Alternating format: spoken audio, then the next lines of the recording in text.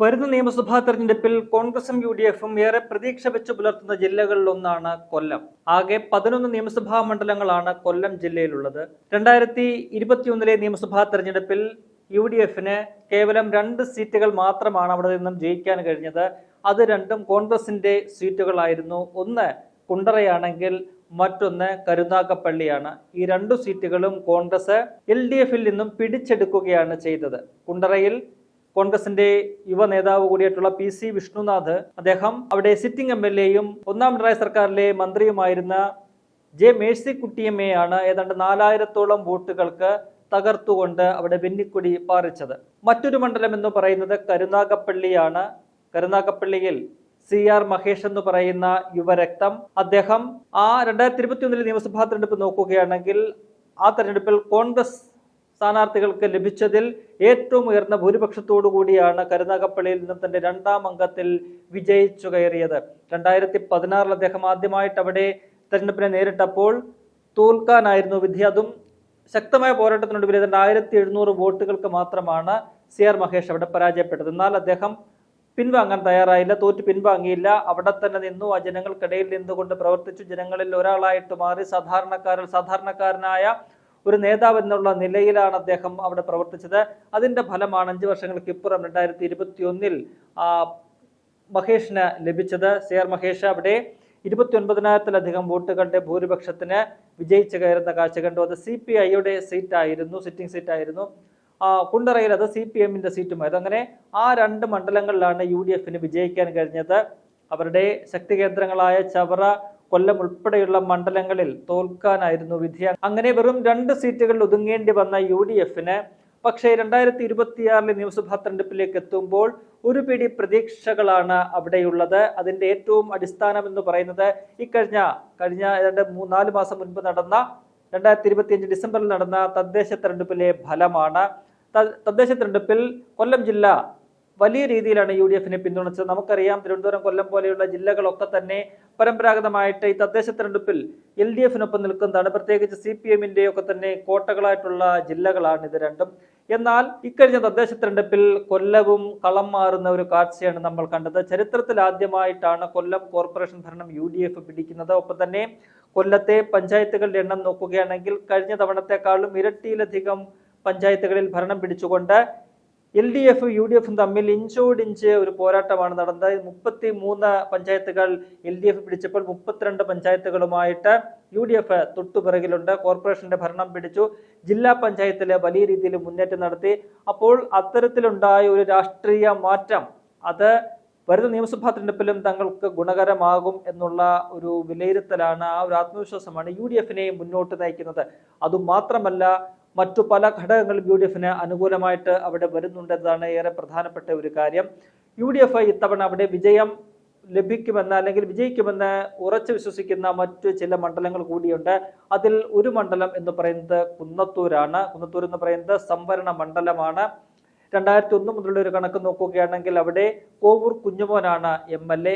RSPയുടെ സ്ഥാനാർത്ഥിയായിരുന്നു അദ്ദേഹം. 2001 മത്സരിക്കുമ്പോൾ അത് RSP എന്ന LDF-ലാണ്. പിന്നീട് 2014 ലോക്സഭാ തെരഞ്ഞെടുപ്പിന് തൊട്ട് മുൻപായിട്ടാണ് RSP UDF-നൊപ്പം വരുന്നത്. അങ്ങനെ UDF-നൊപ്പം വരുന്ന RSP പിന്നീട് ഈ പറയുന്ന 2014 നിയമസഭാ തെരഞ്ഞെടുപ്പിന്റെ ഒരു ഘട്ടം എത്തുമ്പോൾ കോവൂർ കുഞ്ഞുമോൻ അദ്ദേഹം പാർട്ടിയിൽ നിന്നും മാറിക്കൊണ്ട് സ്വന്തമായിട്ട് RSP ലെനിസ്റ്റ് എന്ന് പറയുന്ന ഒരു പാർട്ടി രൂപീകരിച്ചുകൊണ്ട് LDF-നൊപ്പം നീങ്ങുന്ന ഒരു കാഴ്ച നമ്മൾ കണ്ടു.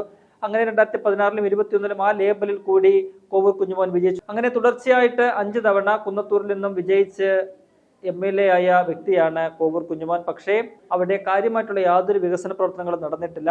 കഴിഞ്ഞ തവണ 2021-ൽ അവിടെ ഉല്ലാസ് കോവൂര് തന്റെ 2ാമത്തെ പോരാട്ടത്തിന് ഇറങ്ങിയപ്പോൾ അവിടെ വിജയിക്കേണ്ടതായിരുന്നു. പക്ഷേ അവിടെ ശക്തമായ ഒരു പോരാട്ടം നടത്തിയതിന്റെ 2000-ഓളം വോട്ടുകൾക്കാണ് ഉല്ലാസ് കോവൂർ പരാജയപ്പെട്ടത്. എന്നാൽ ഇത്തവണ കാര്യങ്ങൾ കീഴ്മേൽ മറിയുന്ന ഒരു രാഷ്ട്രീയ സാഹചര്യമാണ് അവിടെയുള്ളത്.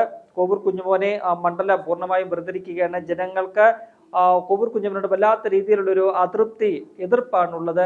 അത് വരുന്ന നിയമസഭാ തെരഞ്ഞെടുപ്പിലും പ്രതിഫലിക്കും. അവിടെ ശക്തമായ ഒരു വിജയം UDF-ന് ഉണ്ടാകുമെന്നാണ് നിലവിലെ രാഷ്ട്രീയ സാഹചര്യങ്ങളിൽ നിന്ന് നമുക്ക് മനസ്സിലാക്കാൻ കഴിയുന്നത്. മറ്റൊരു മണ്ഡലം എന്ന് പറയുന്നത് ചവറയാണ്. ചവറ എന്ന് പറയുന്നത് RSPയുടെ ഒരു ശക്തി കേന്ദ്രമാണ്. കഴിഞ്ഞ 2 തവണയായിട്ട് UDF അവിടെ പരാജയപ്പെടുന്നു എങ്കിൽ പോലും അതിനു മുൻപ് ഷിബു ബേബി ജോൺ തുടർച്ചയായിട്ട് വിജയിച്ചിരുന്ന ഒരു മണ്ഡലമാണ്. 2011 അവിടെ നിന്നും വിജയിച്ച് അന്നത്തെ ഉമ്മൻചാണ്ടി മന്ത്രിസഭയിൽ തൊഴിൽ മന്ത്രിയായിരുന്ന ആളാണ് ഷിബു ബേബി ജോൺ. എന്നാൽ കഴിഞ്ഞ തവണ ഷിബു ബേബി ജോൺ അവിടെ സുജിത് വിജയൻപിള്ളയോട് പരാജയപ്പെട്ടത് കേവലം 1000-ഓളം വോട്ടുകൾക്ക് മാത്രമാണ്. അത്തരത്തിൽ ശക്തമായ ഒരു പോരാട്ടമാണ് അവിടെ നടന്നത്.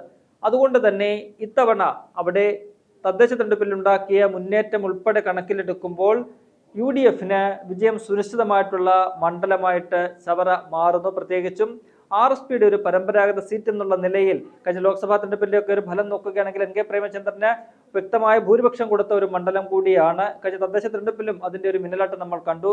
അപ്പോൾ ചവറയും ഇത്തവണ UDFന്റെ കൈപ്പിടിയിൽ ഒതുങ്ങും എന്നുള്ള കാര്യത്തിൽ യാതൊരു സംശയവുമില്ല. മറ്റൊരു മണ്ഡലം എന്ന് പറയുന്നത് പത്തനാപുരമാണ്. 2001 മുതൽ അവിടെ KB ഗണേഷ് കുമാറാണ് MLA. ഈ പറഞ്ഞതുപോലെ ചെറിയ പാർട്ടിയുടെ ഒരു മുന്നേറ്റമാണ് അവിടെ നമുക്ക് കാണാൻ കഴിഞ്ഞത്. കേരള കോൺഗ്രസ് B 2001 KB ഗണേഷ് കുമാർ അവിടെ ആദ്യമായിട്ട് MLA ആകുമ്പോൾ UDFന്റെ ഭാഗമാണ്. പിന്നീട് 2016 നിയമസഭാ തെരഞ്ഞെടുപ്പിന് തൊട്ട് മുൻപാണ് KB ഗണേഷ് കുമാറും പാർട്ടിയും LDFനൊപ്പം ചേരുന്നത്. അങ്ങനെ 2016 21 LDFനൊപ്പം നിന്നും KB ഗണേഷ് കുമാർ മന്ത്രിയായി. 2001 മുതലുള്ള കണക്ക് നോക്കിയാൽ തുടർച്ചയായിട്ട് 5 തവണ ജയിച്ച ഒരു വ്യക്തിയാണ് KB ഗണേഷ് കുമാർ. ഇപ്പോൾ ഗതാഗത മന്ത്രിയാണ്. എന്നാൽ അവിടെയും കാറ്റ് മാറി വീശുന്ന സൂചനകളാണ് ലഭിക്കുന്നത്. അതിന്റെയും പ്രധാനപ്പെട്ട ഒരു ഘടകമെന്ന് പറയുന്നത് ഇക്കഴിഞ്ഞ തദ്ദേശ തെരഞ്ഞെടുപ്പ് ഫലമാണ്. ജില്ലയിലെ ഒരു മണ്ഡലം എന്നുള്ള നിലയിൽ LDFന്റെ ഒരു സിറ്റിംഗ് മണ്ഡലം എന്നുള്ള നിലയിൽ പത്തനാപുരത്ത് ഇക്കഴിഞ്ഞ തദ്ദേശ തെരഞ്ഞെടുപ്പ് ഫലം നോക്കുമ്പോൾ അതിന്റെ 3000-ഓളം വോട്ടുകളുടെ ഭൂരിപക്ഷം UDFനുണ്ട്. മാത്രവുമല്ല പത്തനാപുരം നിയമസഭാ മണ്ഡലത്തിന്റെ പരിധിയിൽ വരുന്ന ഗ്രാമപഞ്ചായത്തുകളിൽ 8-ൽ 6-ലും UDF ആണ് ഭരണം പിടിച്ചിരിക്കുന്നത്. ഒപ്പം തന്നെ ജില്ലാ പഞ്ചായത്ത് ഡിവിഷനുകളിൽ ഒരെണ്ണം വിജയിക്കാൻ കഴിഞ്ഞിട്ടുണ്ട്. അത്തരത്തിൽ മികച്ച ഒരു മുന്നേറ്റം തദ്ദേശ തെരഞ്ഞെടുപ്പിൽ പത്തനാപുരം നിയമസഭാ മണ്ഡലത്തിന് കീഴിൽ നടത്താൻ UDFന് കഴിഞ്ഞിട്ടുണ്ട്. ആ ഒരു ആത്മവിശ്വാസമാണ് UDFനെ വരുന്ന നിയമസഭാ തെരഞ്ഞെടുപ്പിലും നയിക്കുന്നത്. 2021 ഒരു ഫലം നോക്കുകയാണെങ്കിൽ അവിടെ KB ഗണേഷ് കുമാർ ഏതാണ്ട് 14,000-ഓളം വോട്ടുകൾക്കാണ് കോൺഗ്രസിന്റെ ജ്യോതികുമാർ ചാമക്കാലയെ പരാജയപ്പെടുത്തിയത്. തൊട്ടു മുൻപ് 2016 തെരഞ്ഞെടുപ്പിൽ ഏതാണ്ട് 24,000-ലധികം വോട്ടുകളുടെ മൃഗീയ ഭൂരിപക്ഷം ഉണ്ടായിരുന്നിടത്തു നിന്നാണ് 2021 വരുമ്പോൾ അത് 14,000-ലേക്ക് കുറയുന്നത്. അത്തരത്തിലൊരു മികച്ച ഒരു പ്രവർത്തനം നടത്താൻ, മുന്നേറ്റം നടത്താൻ കോൺഗ്രസിന് പ്രത്യേകിച്ച് സ്ഥാനാർത്ഥിയായിരുന്ന ജ്യോതികുമാർ ചാമക്കാലയ്ക്ക് കഴിഞ്ഞിട്ടുണ്ട്. ജ്യോതികുമാർ ചാമക്കാലയും ഈ പറഞ്ഞതുപോലെ ആ തോൽവിക്ക് ശേഷം അവിടം വിട്ട് പോകുന്ന ഒരു കാഴ്ചയല്ല നമ്മൾ കണ്ടത്. അവിടെ തന്നെ ഉറച്ചു നിന്നു. ഇത് തന്റെ മണ്ഡലമാണ്, ഇതാണ് തന്റെ കർമ്മഭൂമി എന്നുറപ്പിച്ചുകൊണ്ട് അവിടെ ജനങ്ങൾക്കൊപ്പം നിന്ന് ആ കോൺഗ്രസിനെ അവിടെ കെട്ടിപ്പടുക്കുന്ന ഒരു കാഴ്ചയാണ് നമുക്ക് കാണാൻ കഴിഞ്ഞത്. അതിന്റെ ഫലമാണ് ജ്യോതികുമാർ ചാമക്കാല അവിടെ നടത്തിയ കഠിന പരിശ്രമത്തിന്റെ, പാർട്ടിയെ ഒന്നാക്കി നിർത്തി അവിടെ ഒരു പാർട്ടിക്ക് സംഘടനാ സംവിധാനം സൃഷ്ടിച്ചെടുത്ത് നടത്തിയ പരിശ്രമത്തിന്റെ ഫലമാണ് നമ്മൾ തദ്ദേശ തെരഞ്ഞെടുപ്പിൽ അവിടെ കണ്ടത്. ആ മണ്ഡലം ഇക്കാലം അത്രയും LDFനൊപ്പം നിന്ന, അല്ലെങ്കിൽ KB ഗണേഷ് കുമാറിന്റെ ഒരു ഉരുക്കുകോട്ട എന്ന് പറഞ്ഞ് നിന്നിരുന്ന ആ മണ്ഡലത്തിൽ UDFന് വിജയക്കൂടി പാറിക്കാൻ കഴിയുന്ന വിധത്തിലേക്ക് അവിടുത്തെ രാഷ്ട്രീയ സമവാക്യങ്ങളെ മാറ്റിമറിക്കാനായിട്ട് കോൺഗ്രസിന് കഴിഞ്ഞിട്ടുണ്ട്. അവിടെ കോൺഗ്രസ് ഇത്തവണ വിജയത്തിൽ കുറഞ്ഞതൊന്നും പ്രതീക്ഷിക്കുന്നില്ല. അവിടെ വിജയിച്ച് കയറാൻ UDFന് കോൺഗ്രസിന് കഴിയും എന്ന കാര്യത്തിൽ യാതൊരു സംശയവുമില്ല. അടുത്തൊരു മണ്ഡലം, അത് വളരെ പ്രധാനപ്പെട്ട ഒരു മണ്ഡലമാണ്. അത് പത്തനാപുരത്തോട് ചേർന്ന് കിടക്കുന്ന കൊട്ടാരക്കര നിയമസഭാ മണ്ഡലമാണ്. കൊട്ടാരക്കരയും ഈ പറഞ്ഞതുപോലെ കഴിഞ്ഞ ഒരു 2006 മുതലുള്ള കണക്ക് നോക്കിക്കഴിഞ്ഞാൽ LDFനൊപ്പം നിൽക്കുന്ന മണ്ഡലമാണ്. അതിനു മുൻപ് R ബാലകൃഷ്ണപിള്ള സ്ഥിരമായിട്ട് വിജയിച്ചിരുന്ന UDFന്റെ സിറ്റിംഗ് മണ്ഡലങ്ങളിൽ ഒന്നായിരുന്നു. എന്നാൽ 2006 ബാലകൃഷ്ണപിള്ള എന്ന് പറയുന്ന അതികായനെ മലർത്തിയടിച്ചുകൊണ്ട് LDFന്റെ CPMന്റെ ഐഷ പോറ്റി അവിടെ രംഗപ്രവേശം ചെയ്യുന്നു. പിന്നീട് 2011-ലും 2016-ലും ഐഷ പോറ്റി വിജയം ആവർത്തിക്കുന്നു. 2021 വരുമ്പോൾ അവിടെ KN ബാലഗോപാലാണ് സ്ഥാനാർത്ഥിയായിട്ട് എത്തുന്നത്. അവിടെ അദ്ദേഹം 10,000-ഓളം വോട്ടുകൾക്ക് വിജയിച്ച് 2ാം പിണറായി മന്ത്രിസഭയിൽ ധനകാര്യമന്ത്രിയായിട്ട് മാറുന്ന ഒരു കാഴ്ച നമ്മൾ കണ്ടു. 2016 ഐഷ പോറ്റി തന്റെ 3ാം അംഗത്തിന് ഇറങ്ങി അവിടെ വിജയിക്കുന്നത് ഏതാണ്ട് 42,000-ഓളം വോട്ടുകളുടെ ഭൂരിപക്ഷത്തിനാണ്. എന്നാൽ പിന്നീട് 2021 KN ബാലഗോപാലിന്റെ ഭൂരിപക്ഷം അതിൽ 4-1 കുറയുന്ന ഒരു കാഴ്ച നമ്മൾ കണ്ടു. ഇത്തവണ KN ബാലഗോപാൽ തന്നെയാകും കൊട്ടാരക്കരയിൽ സ്ഥാനാർത്ഥി എന്ന കാര്യത്തിൽ യാതൊരു സംശയവുമില്ല.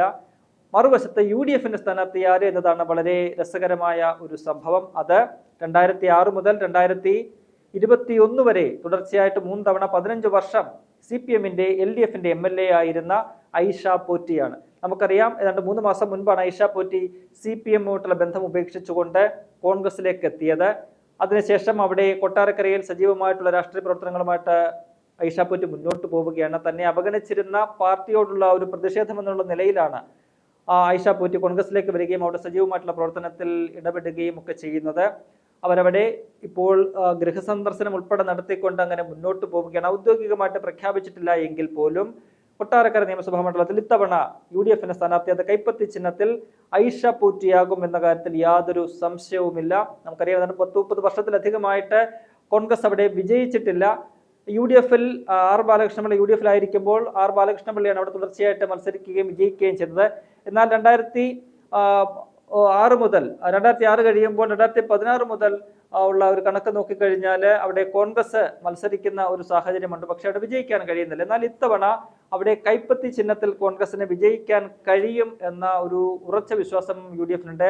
അത് അവിടുത്തെ രാഷ്ട്രീയ സാഹചര്യം മാത്രമല്ല, മറിച്ച് അവിടുത്തെ സ്ഥാനാർത്ഥി നിർണയം കൂടി വളരെ പ്രധാനപ്പെട്ട ഘടകമായിട്ട് മാറുന്നുണ്ട്. കാരണം 15 വർഷം തുടർച്ചയായിട്ട് MLA ആയിരുന്ന, അതിനു മുൻപ് ജില്ലാ പഞ്ചായത്ത് പ്രസിഡന്റും അംഗവുമായിട്ടൊക്കെ ഇരുന്ന വ്യക്തിയാണ്. ജനങ്ങൾക്കിടയിൽ സുപരിചിതയായിട്ടുള്ള, പരിചയപ്പെടുത്തൽ ആവശ്യമേ ഇല്ലാത്ത ഒരു ജനപ്രതിനിധിയാണ്, ജനകീയമായിട്ടുള്ള ജനപ്രതിനിധിയാണ് ഐഷ പോറ്റി.